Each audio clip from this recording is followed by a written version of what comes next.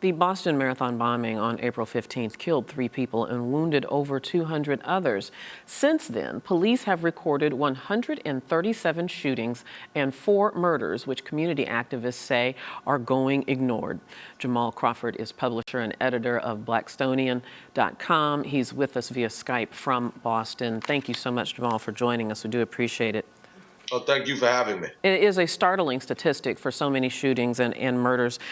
First of all, and as I read it, there have been 124 since April 15th, the Boston Marathon bombing. There were 100 before that. Can you kind of explain what's going on there in Boston?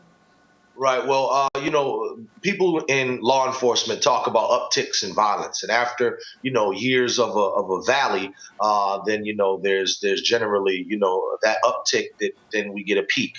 So right now we're experiencing a surge in violence, and it's happened ever since I've been a teenager back in the '80s. Up and down in cycles and whatnot. But what was important about this is we were trying to expose some light on the contrast of what we believe is the disparities in people's reactions to violence and the disparities in the devaluation of Black and brown life. And I think, we've seen it nationally where, over 500 people shot in Chicago, and that doesn't get as much attention as one situation like Aurora or what have you, the gun debates that we've been having across the country.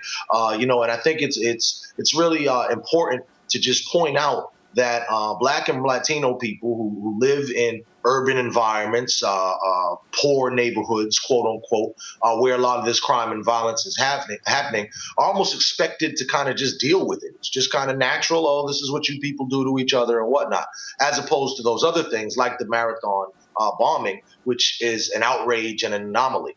And we also had another big murder case up here of a young white girl named Amy Lord. Yeah, the stories are just heartbreaking. What is it that you would like to see happen? Is it just that you want more awareness for the violence that is ongoing, particularly in the Black and brown communities? Or do you want more money allocated, social reform, more law enforcement engagement? What's your goal? I mean, it's all of the above. We submitted to the mayor at the mayor's office with 47 people. We submitted what came out of our Rally for Solutions, August 5th on Boston City Hall Plaza, and we did that rally when it marked the 100 people shot mark. And so we proposed these suggestions, and they're a lot of different suggestions, whether it's law enforcement, social services, the things that you mentioned.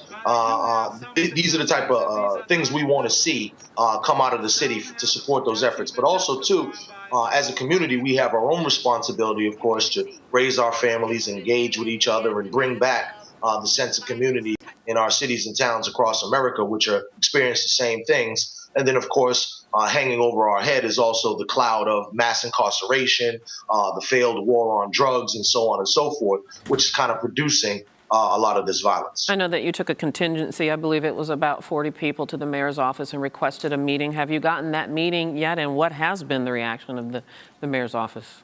We've gotten absolutely no response from the mayor's office nor the Boston Police Commissioner, Ed Davis.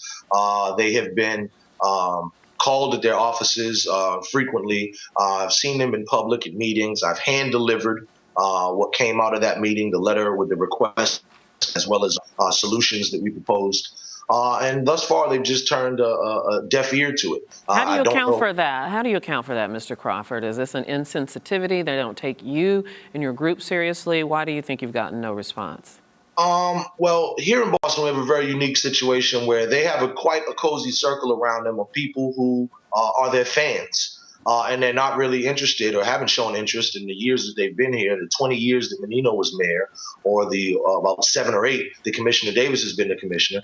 They just haven't really been open to criticism from the community, constructive criticism that also comes with suggestions around policy and whatnot. And then they have a tenuous relationship with our community, like most Black communities and Latino communities. There's been multiple instances of police brutality, police shootings of kids and grown people here in the city, so on and so forth. And there's been problems with, stop and frisk. People are talking about it in New York, but, if you do some of the research on it, up here it was called stop and search, and it was done way back in my youth, in the 80s. All right. Well, we thank you so much for taking some time to shed some light and tell your story. We do appreciate it. Thank you so much for having me. Have a good day. And this is Arise America.